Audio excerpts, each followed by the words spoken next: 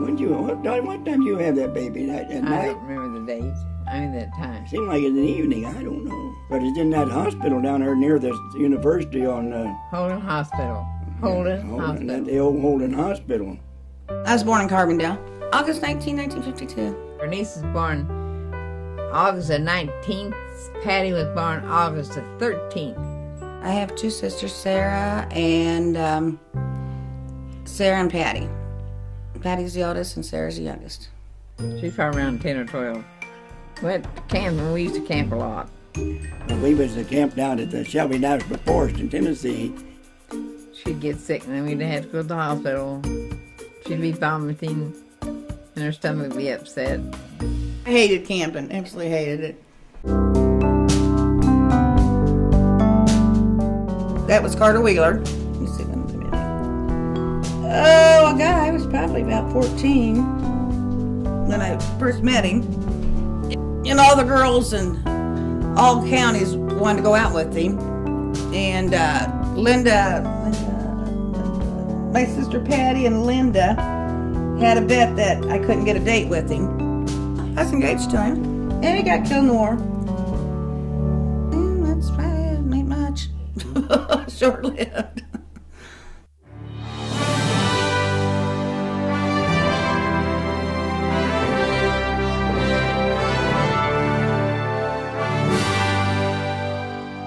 After that, I went to Hawaii and got married. Married Dennis Slover. She went to Hawaii because he was stationed there.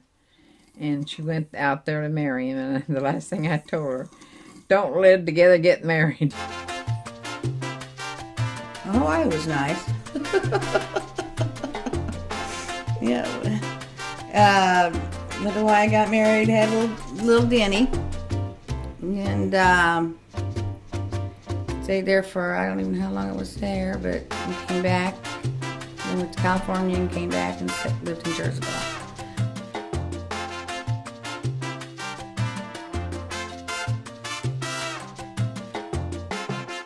Her son Mike was born. Michael David was born in Carrollton. And at Boyd Hospital. Boyd Hospital. He's had two boys. One was Dennis Joanne. And then the other one was Michael David. Well, her and Davy Hunter used to hang around together. Me and Bernice were friends forever. If we ever had a day we didn't talk. We just kind of clicked. We both had boys, you know. Yeah, they was best friends, yeah. And at the same age, we both enjoyed doing a lot of the same things together. We had a blast, basically. Anything we did, we had a blast. Going yard selling, that was one of our fun times, believe it or not. Oh, one time David went with us, and he was too slow, so he wanted to drive, and we had to take him back because he was too slow getting there. We looked for each other where we went, and we'd find our new outfits for clothes to go. She could take clothes from this part and that part and a little part over here, and she could make an outfit out. She could have been a designer the way she was with clothes. And we always try to get the first one. We couldn't get the first one, but we always shared whatever we got anyway, so it didn't make any difference. Bernice was very much for her children. Went to work and raised kids, and went to work and raised kids. Bernice was a strong person. She worked very hard for her kids, you know, went to work at Roper's. Actually, to me, Bernice was wasted at places like that because of how well and outgoing she was. She could have been a lot of things. But I understand, of course, she was just lived by herself and had no...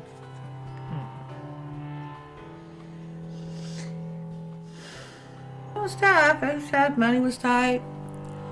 Wasn't for Sarah half the time. She brought us meat and stuff in and food. I remember when Bernice lived on Robert Street. We went over there. I can't remember. I went over there quite a bit. Tried to help her out. She really struggled there for a long time. And you know, Bernie and I both tried to help her and do things for her, and she did things for us. And Sarah did quite a bit for us. We gotta roam the neighborhood as much as we want. I remember I was probably 5 or 6, and I took my big wheel all the way around Roberts, down to Ferguson, and all the way around, probably a good mile. I called cops on you one time. You didn't come home from school. I couldn't find you. I was up and down the street. I was at the. I was all over the place. I was just panic-stricken. I told you that I was going to the Keens. It was had the police on Ronnie me. Miller. It was right over there by Roberts. I know. Not Roberts, Yeah. Ramsey's house. Yeah. Oh, I was freaking. Couldn't find him. And, Somebody got him. yeah, they get home. Mom says I'm grounded, and I said I don't want to drown. No, that lady, that Miss Winslow said, I beat his ass. And I was going to. And I thought, no, I'm not. Because she told me to. I said, no, I ain't. She had to take care of us, which we were a handful. And one way or the other, she figured out how to make something work. You know, and it was tough. I mean, we were poor. We didn't have a lot of money, and we didn't have a dad. So we had a mom that played a mother role and a father role. I remember out there at the fairgrounds, you'd be playing at one field and Denny be at the other. And I'd be at one field watching you, and as soon as your team got done, I'd run all the way down to Denny's ball thing. By the time I got down there, his team would be up. So this was running back and forth, jogging, you know, trying not to miss their games when they had them at the same time together. That was fun. She took care of us the best that she could for the situation that we had. Did the best she could. Yeah, so, She was stronger for being what it was. yeah. Yeah. We was in Carbondale. We lived in Carbondale at the time, and she probably couldn't be over 2 or 3 years old. And we'd go downtown and go to the dime store. Man or woman, don't matter. Hi, how you doing? Hi. Oh, I did. Grandma said I said hi to everybody, and I did. Yeah, I remember. Yeah, seeing everybody and being friendly to everybody. Bernice's personality, everybody loved her. Bernice, she could walk in a room and everybody noticed her. Loved everybody. I've always envied the way that she could just talk to somebody and become their friend. I mean, immediately you just like her. You just like this lady.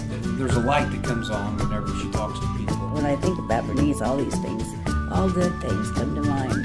She could, make friends with anybody. She was a friend to anybody. You know, if somebody was down and out,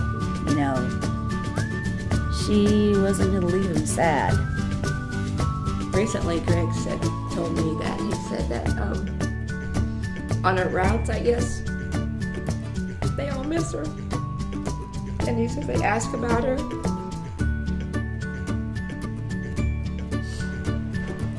And he said that, they think the world of her. Oh, here's my favorite daughter-in-law. You're only. This is my pride and joy right here. And she keeps reminding me it's my only one. So I'm going to have to come to terms that she's my only one. Oh, a favorite and only. I've met Heather, I don't know what year, but it's about Holly Shores, and her and Mikey came out. Brought a little girl from Southern Illinois home. Nene always made me feel comfortable. I remember trotting downstairs the first time we ever stayed at Greg's house, and I felt like I'd known her for the last year.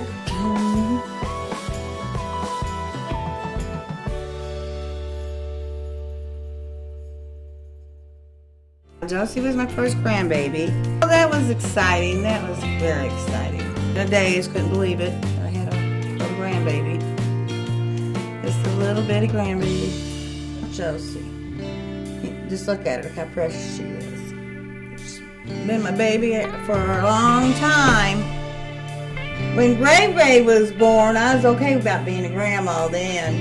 And then me and Sissy, we rung the bell at the hospital to say, we got a new baby.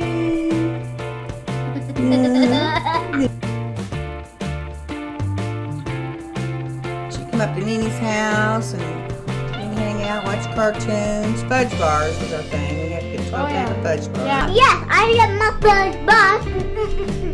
And popsicles. And the popsicles too. Yeah. She's her dancing. She's little, not 3. We come down here and watch her dance. You need to run that road up between here and home. Come and see her all the time. Remember that one time we went and we went to that park and they had that water that was coming up out of the ground shooting up.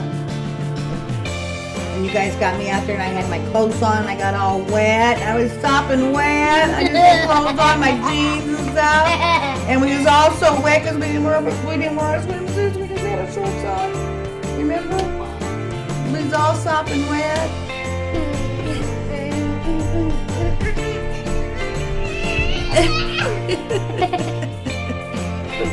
Oh, that's my grandbaby, okay.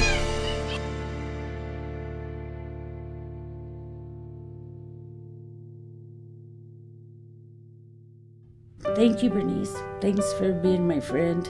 I love you throughout the years. I'm just glad that you were there for me. If I hadn't had you for a friend back in the day, I don't know if I would have made it. You kept me strong when I was sad. You know, you made me laugh. It's been a really good thing to have you as a friend. But I'll never forget all the good times we had. And I love you with all my heart. I always have, I always will. You'll always be with me. No, I will. And I'll be with all you guys. Pray for the day that we'll be with you again. So, I'll always be with you guys. Mom, I just want to let you know how much you're loved by everyone that you've ever met. You've touched a lot of people's lives. Anybody that's ever met you has just fell in love with you. I just want to thank you for all the love that you've given me. I just want to let you know that I love you, always have, and always will. I love you, Mom. Mimi, I love you with all my heart, and I am so blessed to have you for a mother-in-law. And if I could have handpicked any mother-in-law in the world, it would have been you. Love you, Mom. I love you, son. Ooh, yeah. We're not too hard about it. Okay. You're the best. You were the best, Grandma. I'm sorry I couldn't give back what you gave to me all the way. And I love you so much. You're my number one. You're giving me more than you ever think you have, honey. Giving me a whole lot more. What's inside you give. And you give a lot to me.